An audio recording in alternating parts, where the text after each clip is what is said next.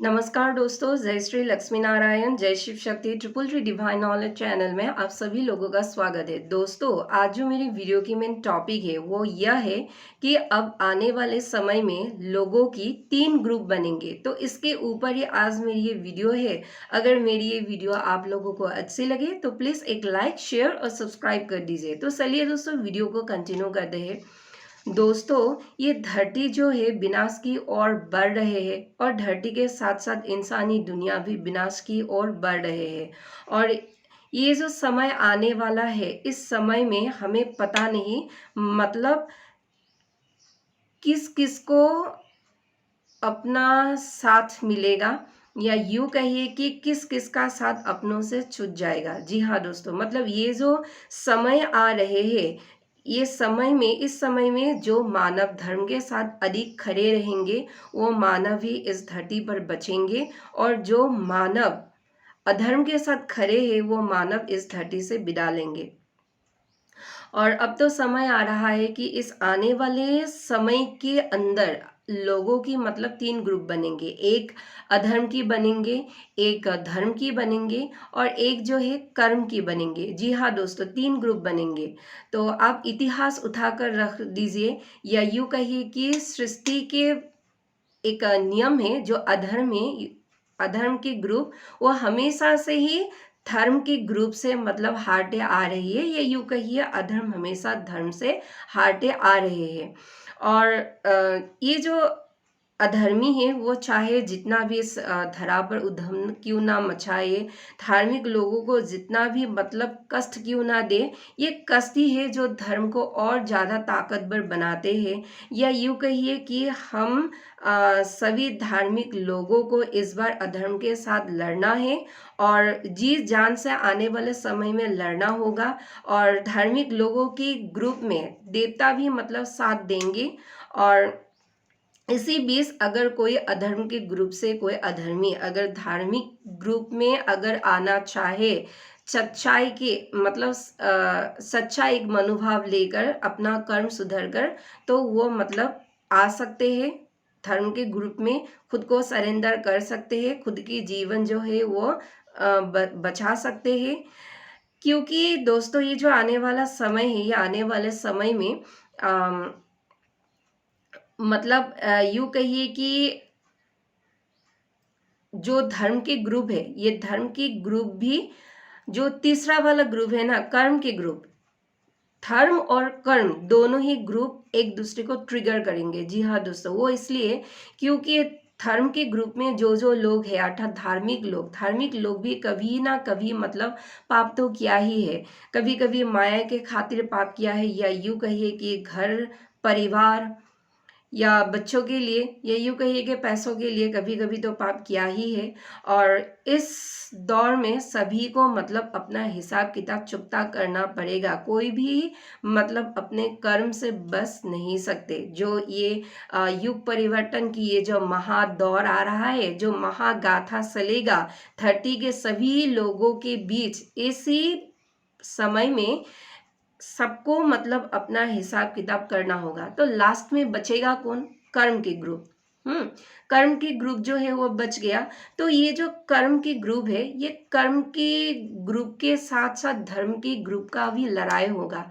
जी हाँ दोस्तों, मतलब कर्म की ग्रुप और धर्म के ग्रुप, ये दोनों भी लड़ेंगे आपस में। तो अपने कर्म को हमेशा से ही मतलब हमें सुधारना चाहिए। जो कि सुधारने का जो काम है कर्म की, वो तो कर्म के ग्रुप ने कर ही लिया है, लेकिन धर्म के ग्रुप में शायद उनको जो है थोड़ा सा मतलब अपने कर्म में सुधार लाने में थोड़ा सा चूक हो गया। तो इसलिए दोस्तों, एक कहावत है कि कर्मा इज जस्टिस, अर्थात जो है इस बार भगवान कल की जस्टिस के साथ काम करेंगे। जी हाँ दोस्तों, मतलब जो उचित है, निष्पक्ष है, जो मतलब सही है, सही में धर्म को जिसने निभाया है, तो भगवान कल की उसका ही साथ देंगे, या यूँ कहिए कि उस ग्रुप का ही साथ देंगे। और एक बात बता देना चाहती हूँ, ये जो कर्म की ग्रुप है, इस कर्म के ग्रुप को सहायता करेंगे भगवान शनिदेव, क्योंकि भगवान शनिदेव को छोड़कर तो इस ग्रुप की मतलब कल्पना ही नहीं कर सकते, क्योंकि भगवान शनिदेव जो है वो न्यायाधीश है, या यूँ कहिए कर्म फलदाता है। तो न्यायाधीश और कर्म फलदाता अगर कर्म के ग्रुप में ही ना रहे तो ये कैसा युद्ध होगा, है ना। तो लोगों को जो है शनिदेव कभी मतलब इनविजिबल तरीके से दिखाई देंगे, जो लोग महसूस करेंगे कि शनिदेव की शक्ति कर्म के ग्रुपों के साथ है। और हो सकता है कि दिखाई भी दे, ये तो समय ही बताएंगे कि दिखाई देते हैं या दिखाई नहीं देते हैं, लेकिन लड़ेंगे तो शनिदेव भी लड़ेंगे, वो भी कर्म के ग्रुप के साथ। तो एक बात कहना चाहती हूँ, क्योंकि मैंने पहले भी कहा कि धर्म की जो ग्रुप है वो भी मतलब चुपके से कभी ना कभी पाप किया है, और सारा जो पाप है वो अधर्म के ग्रुप में थोप दिया है। क्योंकि धर्म के जो ग्रुप में है वो कोई कोई लोग बहुत चालाक है और अपना काम बहुत अच्छे तरीके से करते हैं, अधर्म की ग्रुप के ऊपर सारे दोष थोप कर। लेकिन अभी जो ये समय है मतलब धर्म के ग्रुप को भी भोगना पड़ेगा। देवता भी साथ देंगे, ऑब्वियसली साथ देंगे, क्योंकि ऐसा भी लोग हैं जो धार्मिक लोग हैं और सच्चाई के साथ चल भी रहे हैं, तो ऐसे लोगों के साथ जो है देवता साथ देंगे। लेकिन जो जो धार्मिक ग्रुप में रहते हुए भी धर्म से थोड़ा बैलेंस जो है वो बिगड़ गया, तो उन लोगों को हिसाब किताब अपना देना होगा। और जो कर्म के ग्रुप है, कर्म के ग्रुप अपना शुद्ध कर्म करके यहाँ तक मतलब आया है, मतलब इस दौर तक आया है। इस ग्रुप ने अपना कर्म जो है सुधारा है, इस ग्रुप में अपना सच्चा भाव जो सही है उसको ही लाया, और जो सच्चा धर्म है, सच्चा कर्म है, उसे निभाया।